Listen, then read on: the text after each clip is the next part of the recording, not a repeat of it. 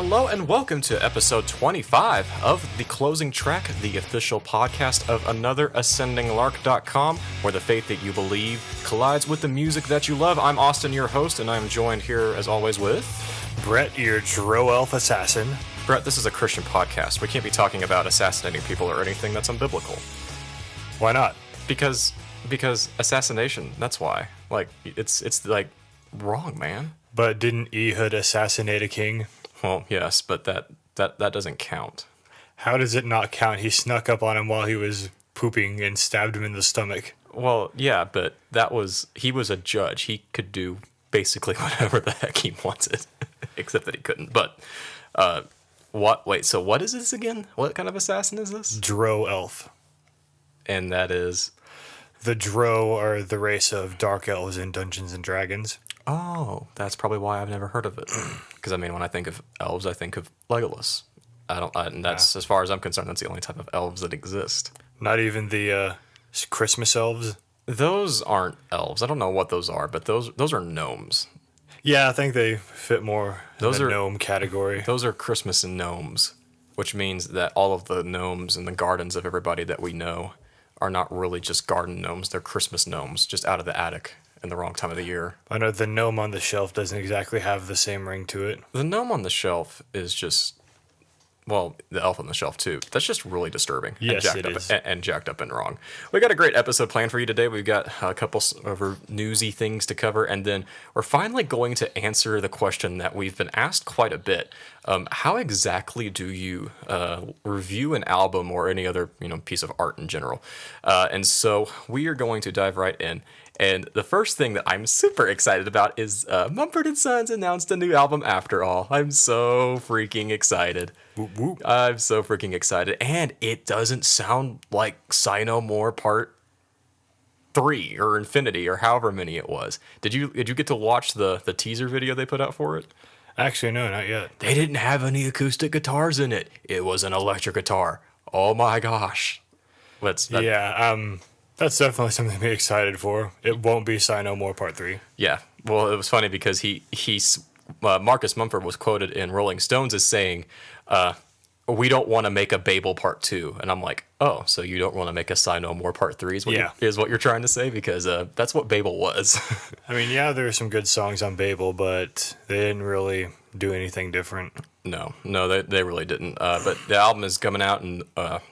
first couple of days of May. You can go and pre-order it right now, and you can get vinyl, which, I mean, hello, pre-ordering Mumford & Sons on vinyl. I will say, as a testament to my hipsterness, I have Sigh No More on vinyl, and love the album, like listening to it on CD and, on your phone or whatever. It's a special thing to listen to Sigh No More on vinyl. It just comes to life in ways that you just can't get, listening it to your car or anything. It sounds so much better, or at least... The hipster in me thinks it does. Well, I mean, you do know that at least back in the day, they had phonographs for the car.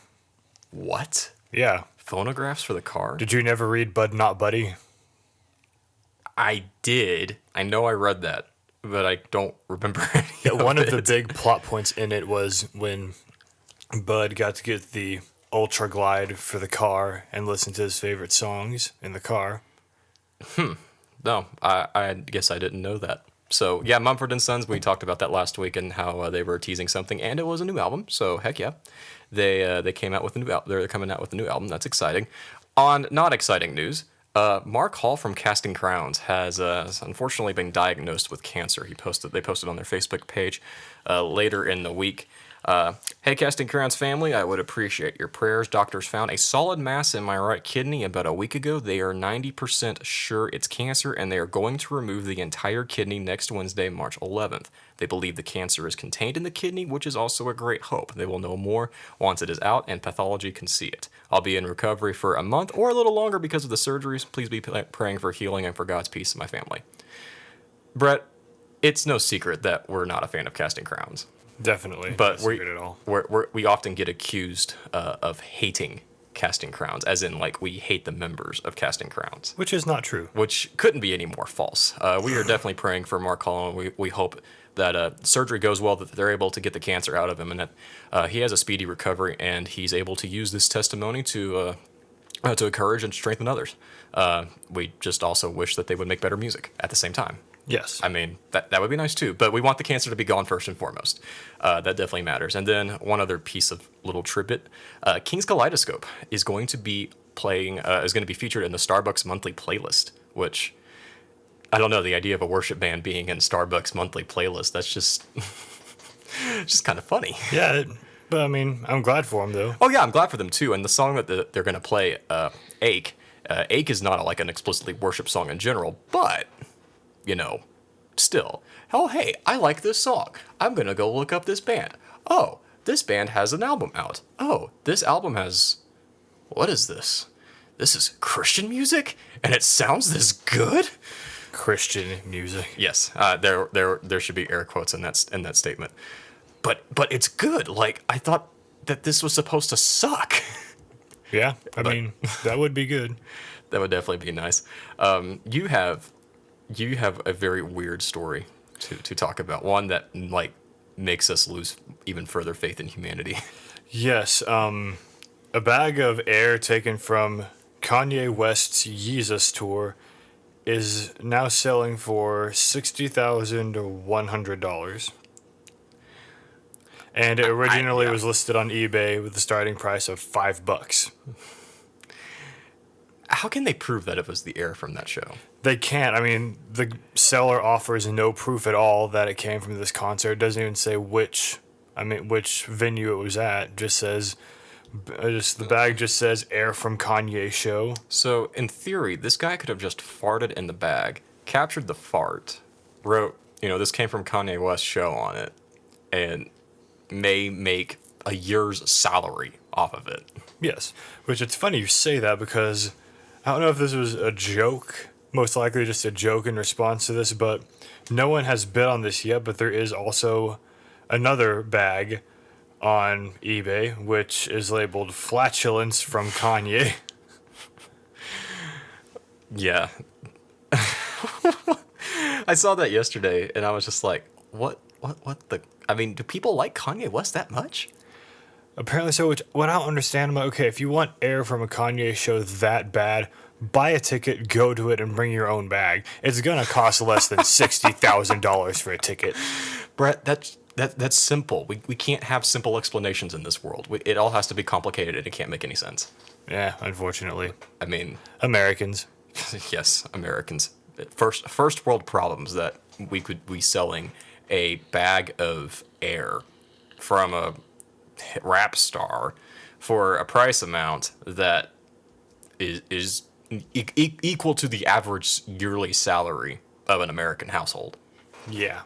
That's just ridiculous. And then who almost died this week? Who came close to death this week? Han Solo. Why? Thankfully he didn't die. But Thankfully. But I mean, just right after Leonard Nimoy was dead, I mean, I'm still depressed about that. Then freaking Harrison Ford crashes a plane onto a golf that he course. was flying solo. Yeah, that's just terrible. That's what the actual article says, though. Oh, it did? That he was flying the plane solo. I see what they did there. But it's a good thing, too, that, like, he crashed on a golf course and, like, the two golfers that were on that hole when he crashed happened to be, like, doctors. Like, yeah. You want to talk about, like, God's providence at work right there. Who knows what would have happened if he had crash landed there and, A, nobody was there, or B, they couldn't do anything to help him. I mean, those doctors probably saved his life. Definitely. And allowed, hopefully, depending on how Star Wars Episode 7 comes out, for Han Solo to appear in another movie. Oh, I'm pretty sure he's going to die in this one. Yeah, me too, because he did say a while back that the only way he'd come back to Star Wars for another movie is if Han Solo dies. Which, I mean, it seems like in order to keep advancing a plot, you have to kill somebody off. I mean, that's what's going to happen in Avengers with Captain America. Captain America is supposed to die. Harrison Ford is supposed to die. I mean, that's just how you keep the story moving, is you kill someone. And no one knows that better than Mr. George R.R. Martin. Or the people who produced Downton Abbey, who somehow managed to do the exact opposite and killed off one of their best characters, and then the show just kind of stalled. Yeah. Permanently.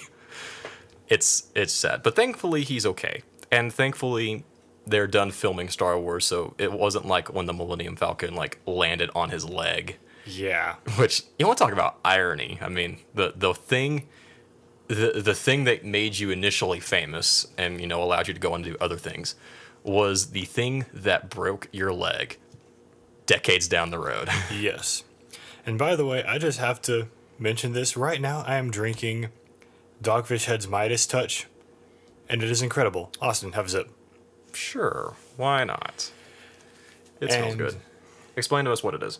What it is apparently archaeologists from the University of Pennsylvania unearthed what they believe is the actual tomb of the original King Midas who inspired the legend. In this, they found a massive drinking set. In this massive drinking set, they found residue from beer.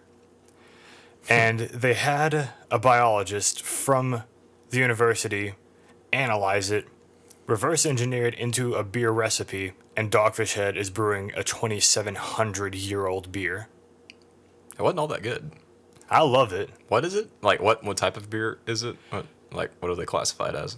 The only thing I can think of is it's just an ale, and it's described on their website as a mix of beer, wine, and mead, which I definitely taste all of those in there. It's a very good, complex beer, in my opinion. And that's not bad. I mean, it's not bad by any means, but it's also kind of just.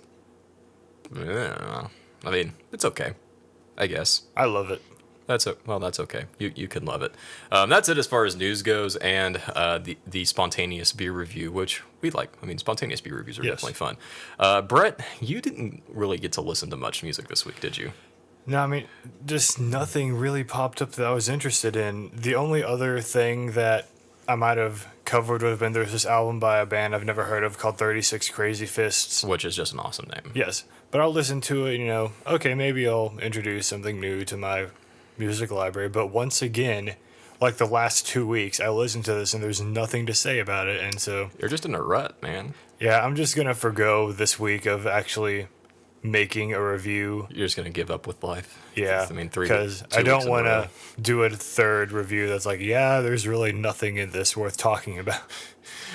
You'll talk about a broken record. I will be reviewing the Flatlands album by Ryan Culwell, which, by the way, there is a written review of that up on Another Ascending Lark, written by our good friend Andrew, who I must say wrote a fantastic review of it. And as far as I'm concerned, his review is the official review of the site.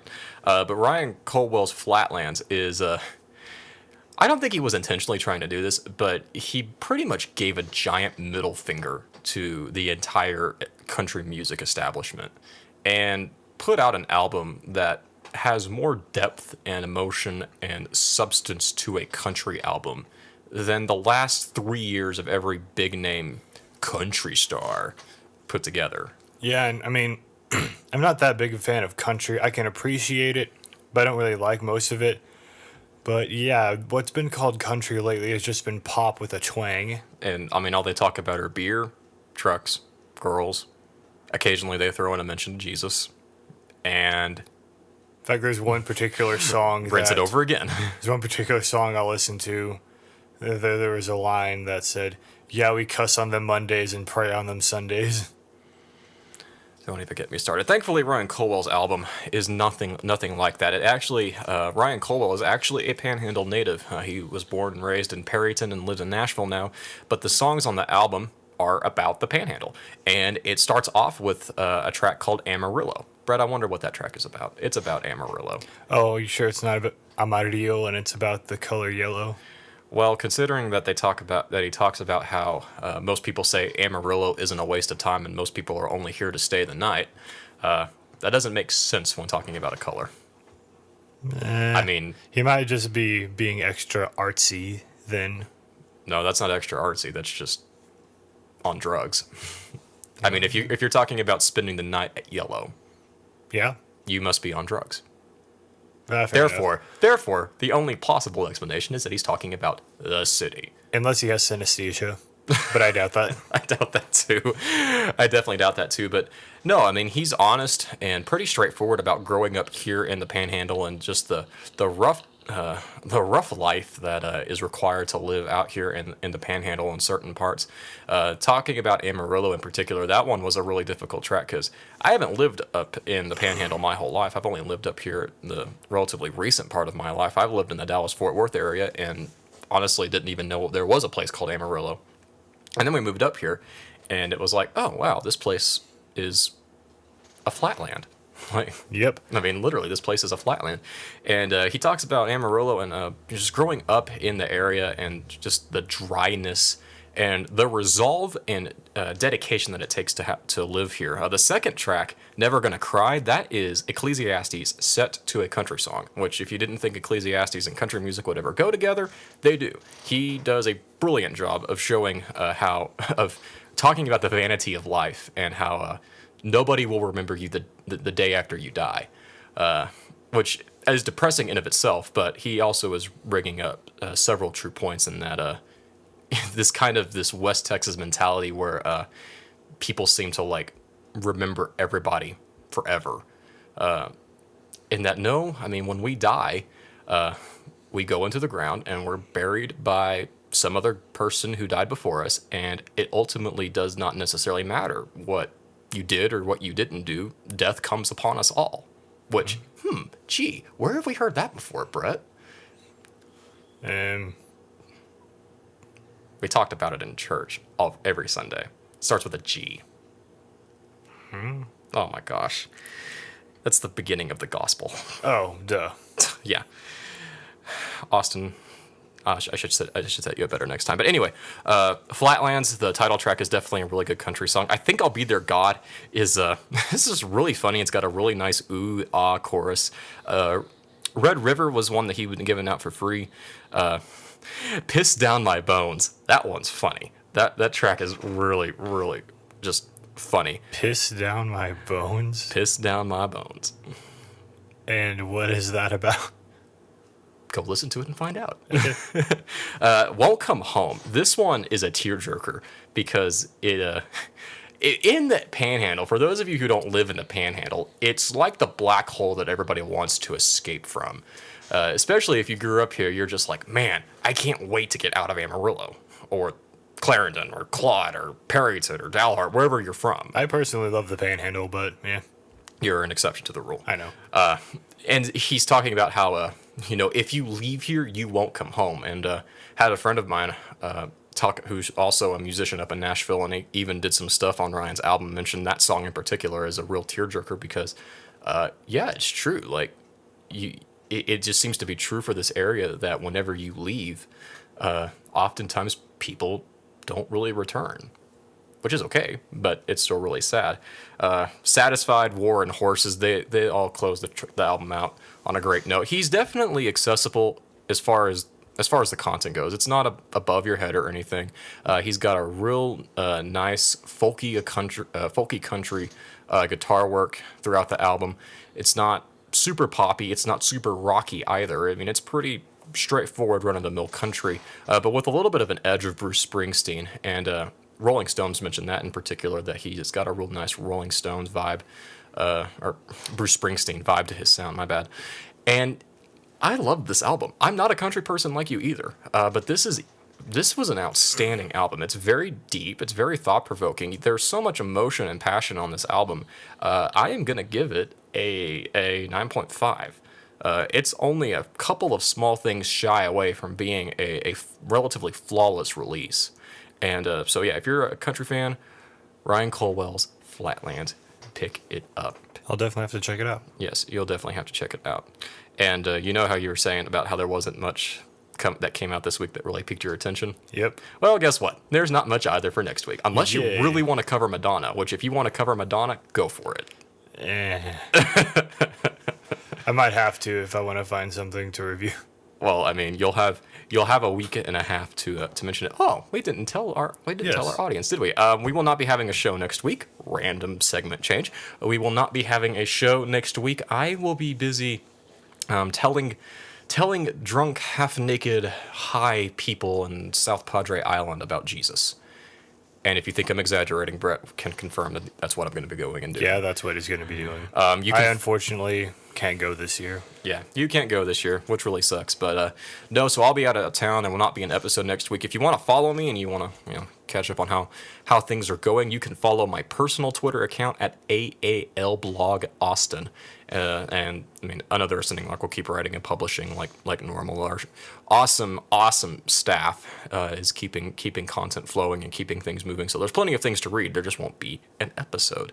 So again, no episode next week. But yeah, Madonna's Rebel Heart and Kevin Max's Broken Temples.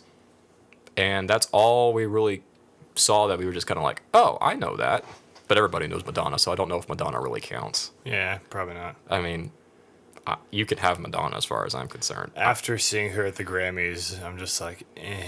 Well, did you know that she was performing that song at a show later on and like fell during the performance and like almost like really banged her head? But she got up and kept on going. Dang. Which I'm just like, okay, I don't like you, but good job, I guess. I mean, if Grandma fell and hit her head, what would you do? No, 911. Right, exactly. If Madonna fell at almost and came really close to injuring herself, just gets on up and finishes the show. And I won't mention his name, but kind of spits in the face of a certain artist I know who canceled like 5 shows because he had a cold. Who is this? Bieber. Oh. Wait, what? Yeah, it was a while back, but I remember like it was like a comparative thing for heavy metal, and it showed him saying, "I'm sorry, but I have a cold, won't be able to do these shows." And then it showed like a metal guitarist, can't remember who it was, like with bleeding fingers, still playing the guitar. That's cute. I've seen some metalheads do some pretty crazy things on stage, but I don't necessarily go around prescribing that, saying that this is the standard. Just because some metalhead wants to play with dislocated fingers and body limbs doesn't mean everybody else has to. Yeah. That's just crazy. All right, so let's get into the main course. Brett, how do you review an album? I just decide if I like it or not. Well, you accurately just described pretty much how. Nah. You pretty much just described how like everybody seems to go about it these days. Yeah, I mean, I do, of course, analyze it a bit more and like see the lyrical content, listen to the exact riffs and that sort of stuff, see how complex it is, how original it is, how unrepetitive it is. But we're not supposed to do that. We're supposed to just listen to it and go, oh, okay, they're talking about Jesus, so it automatically gets an A. Like, you've been doing it wrong all this time. Apparently so. You've been doing it wrong all this time. If they talk about Jesus, it's automatically a great album. If they don't talk about Jesus, it's automatically a really crappy album. Yep. Just kidding. If you're a new listener, just kidding. Definitely just kidding. We're still working through art in the Bible, and this is definitely one episode I've been looking forward to for some time. One of the things that Schaeffer really develops in art in the Bible is a fourfold approach to actually evaluating art, which nowadays nobody can agree upon how to approach not only just music, but art in general. And I think Schaeffer's fourfold standard that he presents is a really good and balanced way to cover all the aspects, and it applies to every type of art. I'm going to be talking about it from the music standpoint. Brett's going to be using a recent experience at work to talk about it from the movie standpoint.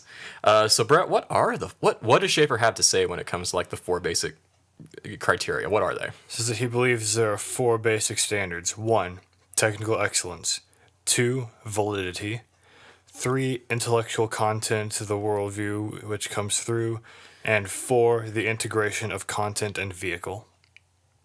Well, whoa, that's amazing. That's so straightforward. Like, that's not complicated at all. Not at all. But we'll find out that it's actually not that simple. Okay, so let's start with technical excellence. This one's pretty simple to understand. How good is the music? How good is the production, the songwriting, all these other things? Or how well is the movie? How good of a movie is it before anything else is considered? I think if anything, this is the one that you and I tend to lean on. Yeah, probably more than any other of them.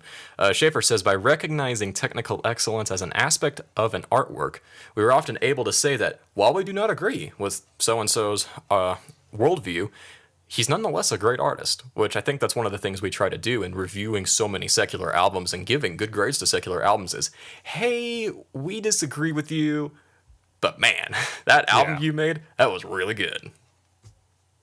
Opeth. I could say Theocracy, but that doesn't count because that doesn't count. Yeah. So, are we concerned enough with technical excellence in as far as the Christian market? I mean, Definitely not. either we are or we can't seem to have a middle ground where like we are either too focused on technical excellence and we get groups like Gungor who, are so freaking amazing musicians, but their worldview is just bleh, for lack of a better phrase.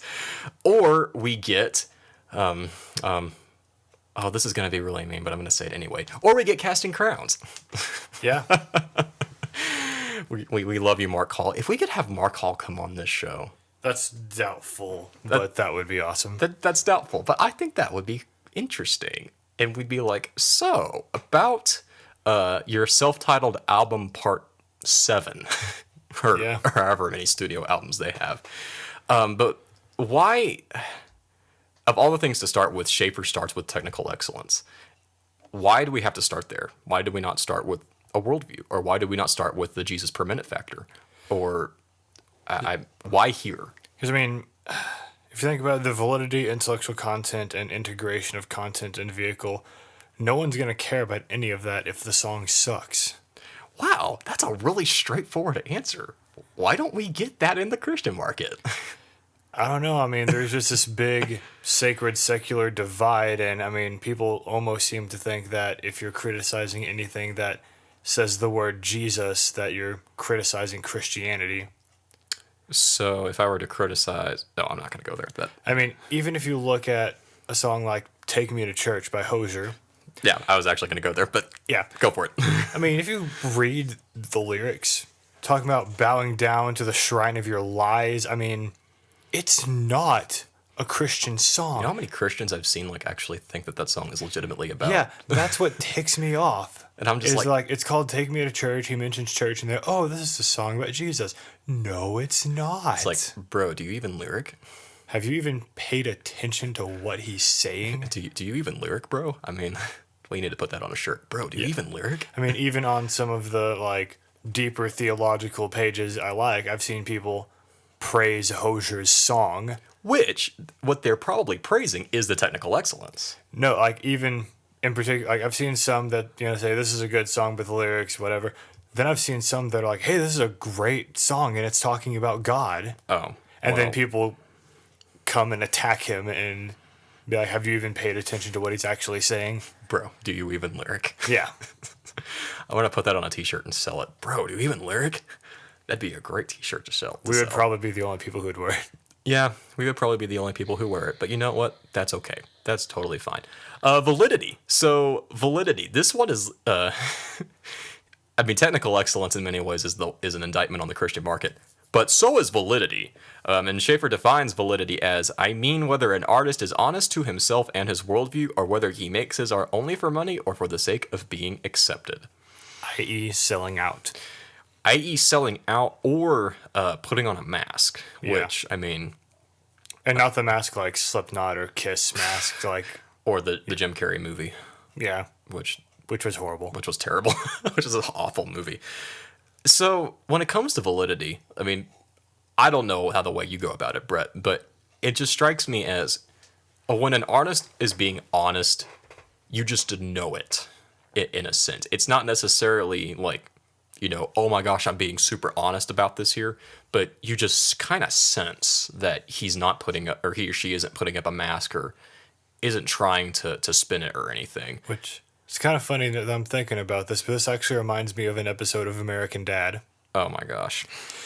The alien that lives in the family's attic, Roger. Another listening Lark does not endorse or support American Dad. No, but this is actually a Go for it. Go with the example. Roger, the alien lives in the family's attic, has a bar up there, and at one point he had like a country night, and he's like, country music's easy, anyone can do this. He gets up there and starts strumming and singing with a twang about NASCAR and Republicans and that sort of stuff, and everyone starts booing and throwing beer bottles at the cage thing that's there, and then someone tells him, hey, if you want to write country music, you have to write from experience. So he then seeks out tragic experience in order to write a country song, and finds it, writes a country song, and people like it. That's profound. Yes. Wow, I'm impressed. That's profound from a show that's normally known for being trashy. Well, American Dad's more intelligent than Family Guy. I don't care, but no, that's a great point. You can't, he's like, oh, country music is easy. And then he goes and makes it, and people see through it as just being, inauthentic and not valid. I think Michael Gungor, who, my whatever with Michael Gungor aside, once said that his problem with Christian music, air quotes, Christian music, is that it's just not genuine. Which I think when you listen to Caleb and Air One and the big Christian radio stations, you just get this sense of, I don't know, plastered fakeness. Which, it's weird, because we had Caleb on at work when the whole Mark Hall thing came out, and they were still the entire show talking about the positive alternative, all this stuff, while talking about Mark Hall having cancer. Well, in Mark Hall's case, the cancer is most likely going to be removed, and they caught it good enough. So on that particular instance, I can see the positive spin there. But I mean, if it were the other way around and he was like terminally diagnosed, I can see that point, but still, and even if we take a step further, you think about what happened in Egypt with ISIS and the beheading of 21 Christians. Do you think that talking about the positive alternative to them is going to fly? Well, I don't. If by the positive alternative they are meaning, they are talking about the gospel, then yes. The only problem with that is that the gospel commands us to come and die. Except they're talking about like uplifting right, things. which is what they mean when they say positive. And oftentimes it's uplifting, but it's not. You don't want to say that they're lying. I don't think Christian artists are necessarily lying. And there's nothing inherently wrong with writing uplifting songs. No, not at all. Absolutely not. But if that's all you write about, then you're missing a huge chunk of what Christianity is about. Well, if that's all you're writing about, too, unless you're Joel Osteen, there's only so much to be positive about. Which, Joel Osteen's positivity tank seems to be about as deep as every ocean on Earth. But no, the point being, like, when you listen to a lot of Christian songs, you can just tell that this is not from the heart, more or less. Yeah. It might be from the heart in a most basic sense, but you just know when an artist is really singing from, or writing, or painting, or making a movie, or whatever, and they're doing it as a legitimate response to what they believe or what they're trying to say, and that they're not doing it just to make money.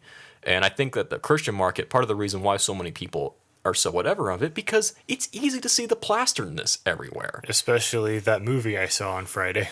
Oh yes, that movie you saw on Friday. We can... Should we tuck that away for later? Or? Tuck that away for later. But here's a follow-up question, because I know some would ask us of this. Who are we to make this kind of assessment about the honesty or the validity of an artist? Because isn't that akin to like making a heart judgment? No. Why not? Because it's one thing to make a heart judgment in that, saying, oh, what you're doing is insincere. It's another thing to listen to a song and hear plasticness and hear staleness and hear no passion truly in it and no motivation. Okay. I kind of agree to some extent with that. Yes, we are making a heart judgment on the most basic level. And we are making a judgment that I think at times we necessarily don't know how accurate our judgment might be. But when it comes to that plasticness or that fakeness or whatever that we can detect, I think you're right. It's perfectly fair to say at that point that this is just not authentic. Like they're not The passion is fake if there's any passion there. Which, I mean, go listen to King's Kaleidoscope's Becoming Who We Are. We talk about them almost every episode at this point, but really, I mean, those guys sing and write their music, and it is dripping from their hearts on every single song. Especially Zion. Especially Zion. That song's never getting played on K-Love. Never. Never. That song is depressing, but it's so positive at the very end. Believe it or not. Dun, dun, dun. I mean, it's actually positive, but it's able to be positive because it started with the situation and saw the positive in the negative situation. It didn't just ignore the negative situation outright. Worldview. So this is the one that I think we also get really hung up on the most too. You want to read what Schaeffer's got to say on the worldview criteria? The third criterion for the judgment of a work of art is its content, that which reflects the worldview of the artist. As far as a Christian is concerned, the worldview that is shown through a body of art must be seen ultimately in terms of Scripture. So, I've really had to debate as to and I think I had to deal with this particularly with Epica's Requiem for the Indifferent back in 2012, because Epica is the Christian band for paganism. I mean, they wear their paganism on their sleeves like a K-Love artist wears their God is Love on their sleeves.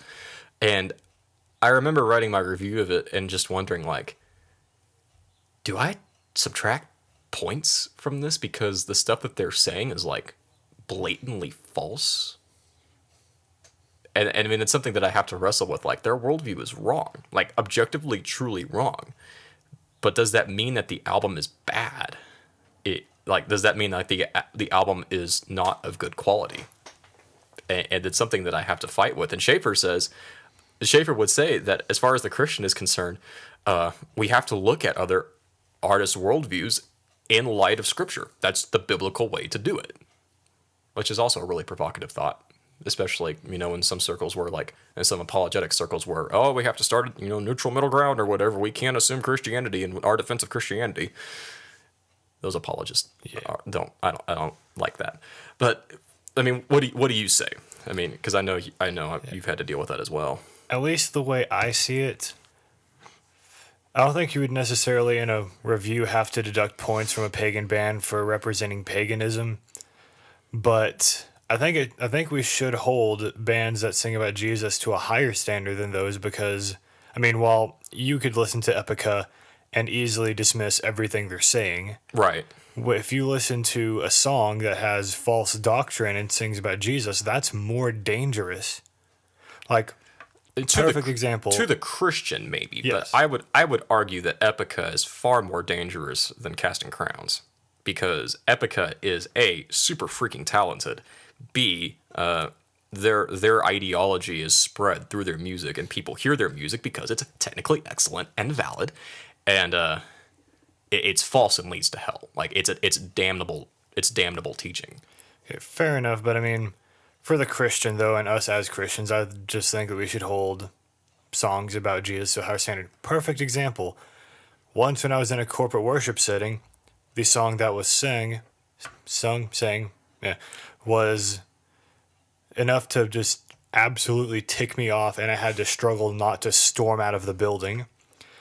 The main part of the song, which was sung over and over again, was, I have decided to follow Jesus, I have decided to follow Jesus, I have decided to follow Jesus, no turning back, no turning back. I'm pretty sure that song was written by a Calvinist. Really? That's a hymn. Anyways, anyway.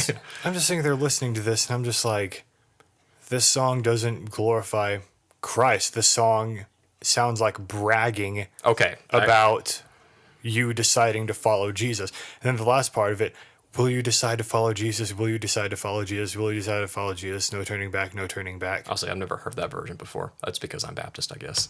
But I'm just like, yeah, Baptists never sing the third verse of a hymn. Right.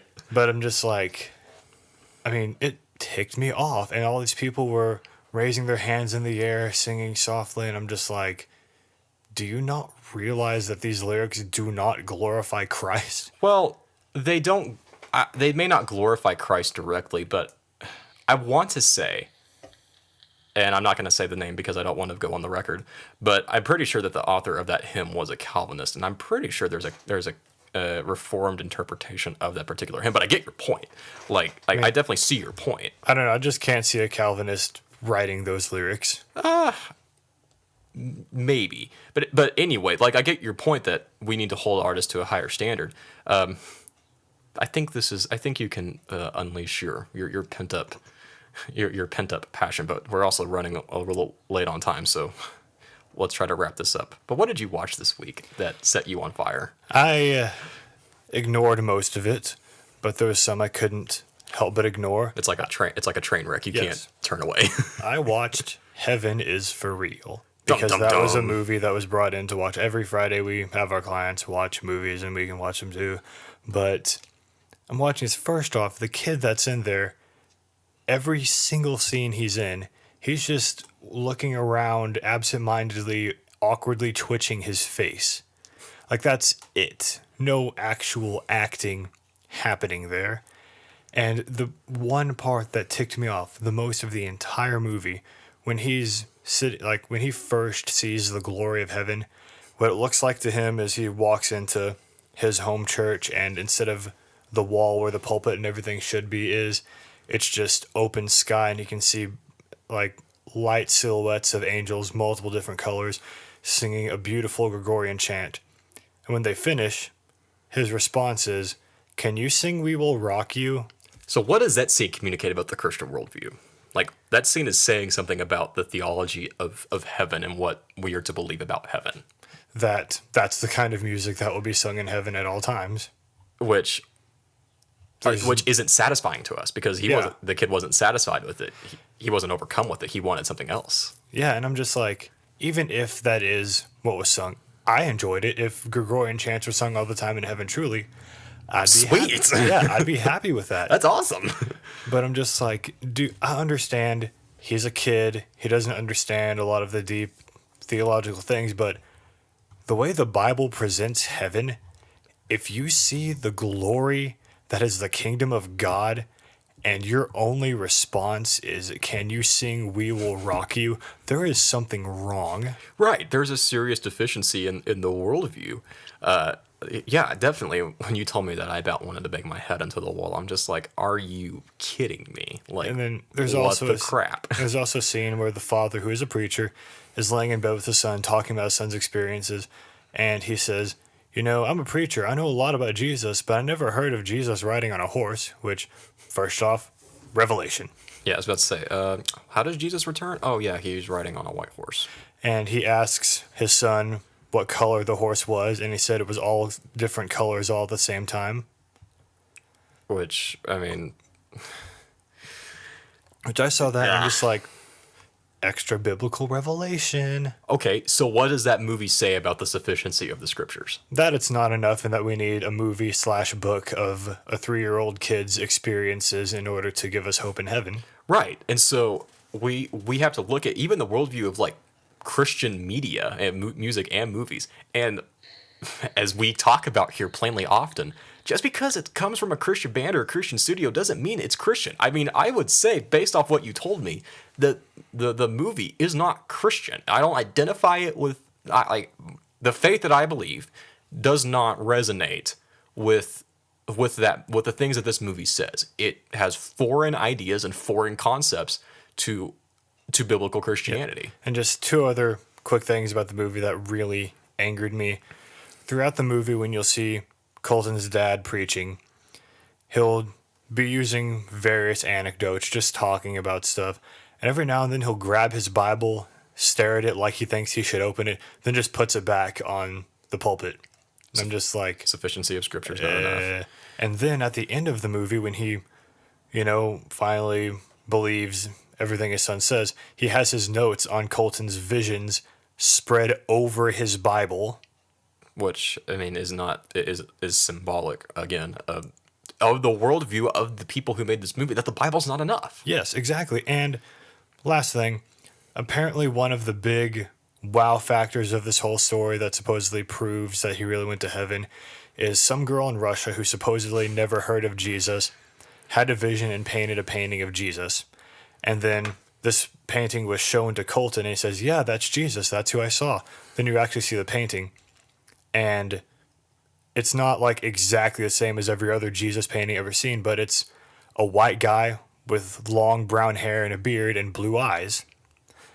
Jesus was a Jew growing up in Israel in pre-sunscreen days. In pre-sunscreen days. Let's just even assume that he was Caucasian. He would not be white by the time he was 33. But as we know, the race that's there would not have had blue eyes, would not have had white skin. All of our OPC, or Orthodox Presbyterian, and other fellow Westminster Catechism and Confession Christians are just face-palming. Yes. Deeply in their soul right now. We're running a little low on time, so let's get through integration and let's start winding the show down. Integration, and this kind of ties everything up. The fourth quality for judging a work of art involves how well the artist has suited the vehicle for the message. For those artworks which are truly great, there is a correlation between the style and the content. The greatest art fits the vehicle that is being used to the worldview that is being presented. So it's how well does it tie everything together? Does the way that the message is being presented help the message, or does it get in the way of the message and fail to strengthen the message? Which, I mean, this one kind of falls into all three of them as well. This is the summary, I think, of all 3 points, in that technical excellence, it's a part of technical excellence, it's part of being valid, and then how good is your worldview that you're able to integrate your message into your technical excellence, which is based from the heart. Say that 5 times fast. Why do we have to look at the entire package, though? Like, why can't we just look at the worldview as Christians and say, oh, they're not singing about Jesus, that's enough? Because is that what the song or the movie or whatever is intended to be? Maybe it is. Dum dum dum. Then why didn't they just write a poem? I don't know. That's a great question. I'm saying, I mean, if you're reading Christian poetry, then that's different. They just have the lyrics to go with and the meter and possible rhyme scheme, all the other sorts of things you can dissect. But if it's set to music or if it's dialogue in a movie, then that alone isn't what the artistic piece is supposed to be. Schaeffer uses an example of a painting by Picasso in Art in the Bible that I'll briefly touch on this, and then we need to wrap it up. Picasso painted a picture of a brothel, and the way that he painted the women in the brothel, they were fragmented, they were broken, their limbs weren't in the correct places, and it was a very visually fractured painting.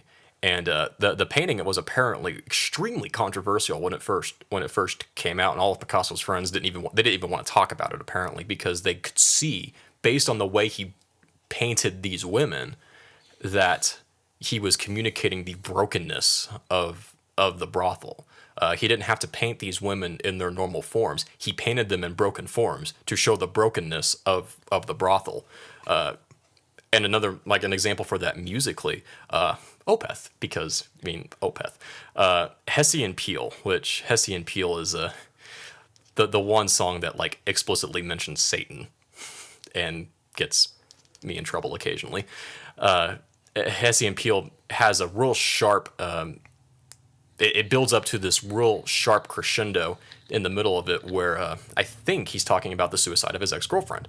And when that happens, the guitars come in, he starts screaming. It's really doomy and deathy and depressing and awesome. And I know, I just said awesome after all those things kill me later. And he's singing about, he's using this dark doominess to convey the dark doominess that he felt after his ex-girlfriend committed suicide. Mm-hmm. Wow, what a brilliant concept. It's a really depressing concept, sure, but, I mean, it's terrible that happened, but it's brilliant at the same time. And then on the other hand, you have a song like Mirror of Souls. I didn't think we were actually going to mention that this time. I had to. We had mentioned to have a theocracy per minute quota. Yes. I mean, you listen to that song, 22 and a half minutes, about, allegory of someone going through the process of being saved, and I mean, every single scene fits perfectly with the music. I mean, when he goes out into the storm that represents sin, it's very chaotic, it's very depressing, and then when he falls in the dirt or the mud, it gets even sadder, but then you can hear in the style of the music the glimmer of hope when the stranger who represents Jesus shows up. Right. Exactly. Well, I think that's a great episode. We still have to do a Mirror of Souls episode sometime. Maybe when Yes. it's like a slow news week or something, we can just sit down and just like Just dissect Mirror of Souls. dissect Mirror of Souls line by line. That'd be a lot of fun. But so yeah, in closing, four things, and these are the four things that we try to go from when we're talking about music, but we don't always succeed, and that's okay. I mean, we're not perfect at this in any way. Technical excellence, validity, intellectual content, and the worldview that it's representing, and then the integration of the content with the vehicle. Or use those things the next time you're listening to an album or watching a movie and see what happens. You'd be amazed, I think, how differently you appreciate and come to enjoy whatever it is that you're watching. So yeah, definitely try those out the next time you're watching it. That's what we use. That's the official whatever for Another Ascending Lark and for the closing track. That's what all of our critics are supposed to go by. We don't always do it perfectly, but that's what we're supposed to be going off of. So yeah, go check that out and apply that the next thing you see, and just see what happens.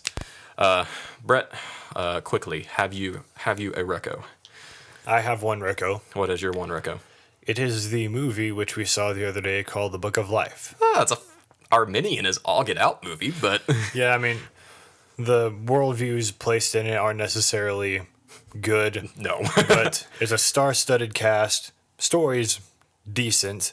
The animation is incredible. Yes, it really is. And I mean, it's just a fun movie to sit down and watch. The animation in that movie reminded me of the first time I saw Toy Story, and just being like Yeah. blown away by what I was seeing. Because that's something people don't realize is when Toy Story came out, that was cutting edge. Oh, that was the most visually advanced animated movie of its day, and in many ways, it still holds up really well all this time later. Yeah, and I mean, you watch Book of Life, and they go to a lot of different places, and the art they use and the way they present it perfectly fits every single scene. It's worth watching it just for all the animation. Yeah, I definitely agree. I'm going to reco, and as always, I struggle to actually produce a reco because I'm just worthless like that. You know what? I actually don't have anything to reco this week. I can't think of anything to reco.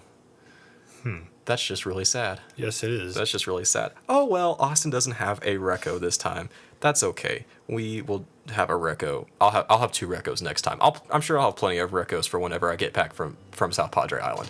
Surely. So again, no show next week. You can follow me at my personal account on AAL blog Austin to hear about my trip and how it's going. I'll be tweeting and posting pictures like crazy. Brett, thanks for taking time out of your Sunday to do the show today. I really appreciate it as always. Yeah, no problem. And as always, we want to take time to mention the gospel. We talked about the fact that we're all going to die at some point.